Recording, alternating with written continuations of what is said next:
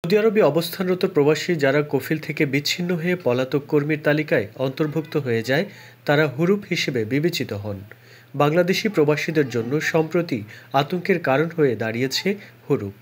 হুরুপ অর্থ পলাতক। হুরুপ দেওয়া কর্মী সৌদি আরবে অবৈধ হিসেবে বিবেচিত হন। দালালদের প্রতারণার কারণে সৌদি প্রবাসীদের নিয়োগকর্তারা হুরুপ বলে চিহ্নিত করছেন।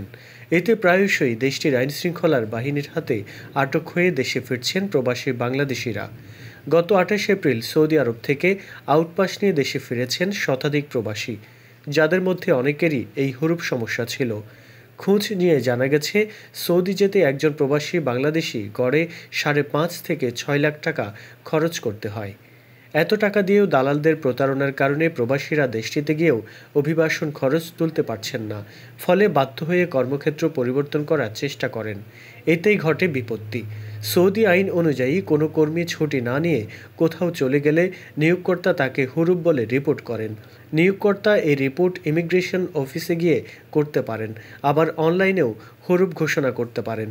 হুরুপ ঘোষণা করার ২০ দিনের মধ্যে যদি ওই কর্মী কাজে ফিরে আসেন, তাহলে নিয়োগকর্তা হুরুপ উঠিয়ে নিতে পারেন। আর ২০ দিনের মধ্যে না ফিরলে ওই কর্মী সৌদি আরবে অবৈধ হিসেবে বিবেচিত হন এবং জোরপূর্বক দেশে ফিরতে বাধ্য হন।